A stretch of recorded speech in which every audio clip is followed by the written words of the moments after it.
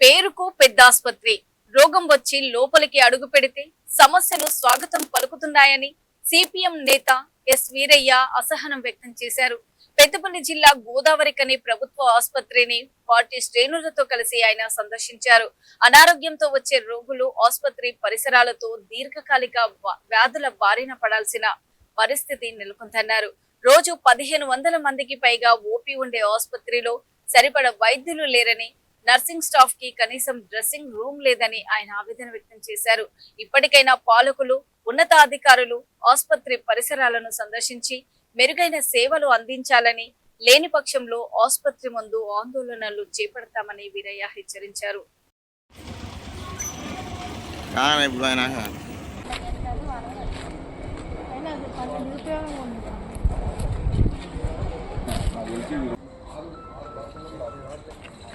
Morning అండి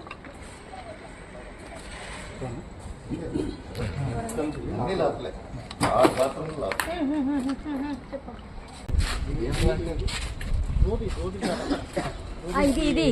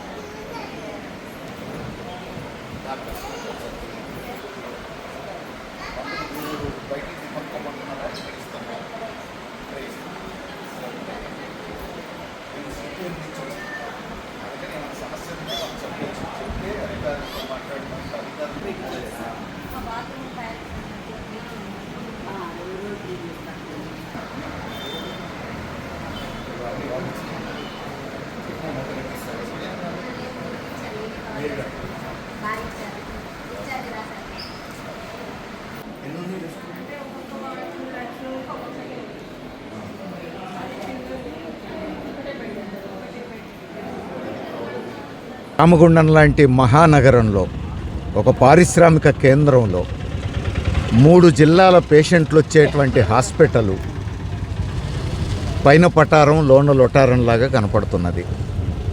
లోపలికి పోయి చూస్తే శానిటేషన్ కార్మికులకు 2-3 నెలలకోసారి జీతాలు ఇస్తున్నారు. వారానికోసారి వేయాల్సిన షిఫ్ట్ 15 రోజులకోసారి వేస్తున్నారు. వాళ్ళని పట్టించుకున్నోళ్ళు లేరు. రెండవది, శానిటేషన్ దారుణంగా ఉంది. బాత్రూములు కంపు కొడుతున్నాయి. డాక్టర్లు బాగా చూస్తున్నారు, నర్సులు బాగా చూస్తున్నారు అని పేషెంట్లు చెప్తున్నారు. అదే సమయంలో బాత్రూంలో అడుగుపెట్టే పరిస్థితి లేదు, టాయిలెట్స్లో అడుగుపెట్టే పరిస్థితి లేదు. బిల్డింగ్ వెనక భాగానికి పోతే 3 ఫ్లోర్ల నుంచి కూడా లీకేజీలుండి కంపు కొడతా ఉంది, చెత్తా చెదారం నిండి ఉంది. పేషెంట్లను చూడడానికి వచ్చినటువంటి అటెండెంట్లు కూర్చోవడానికి ఉన్నటువంటి ఏరియా బోర్డు మాత్రమే ఉంది. అదొక డస్ట్బిన్గా తయారైంది. హాస్పిటల్ వేస్ట్ కుప్పలు తెప్పలుగా పేస్ట్ కూర్చున్నారు. అక్కడున్న కుర్చీలు కూడా అడ్డం దిడ్డంగా పడేసి ఉన్నాయి. ఆడ మనుషులు కూర్చోవడం కాదు, నిలబడడం సాధ్యం కాదు. అందుకే ఎవరు అక్కడ అటెండెంట్స్ ఉండట్లేరు. లిఫ్ట్ పనిచేయట్లేరు. ఇంత పెద్ద హాస్పిటల్ ఏమిటి, లిఫ్ట్ పనిచేయకపోవడం ఏమిటి? ఇది సమస్యగానే ఉంది. 100 డాక్టర్ పోస్టులు ఖాళీగా ఉన్నాయి. 100 డాక్టర్ పోస్టులు ఖాళీ ఉన్న తర్వాత ఇక పేషెంట్లకు న్యాయం జరుగుతుందా? ఇది ప్రభుత్వం చేయాల్సినటువంటి పని.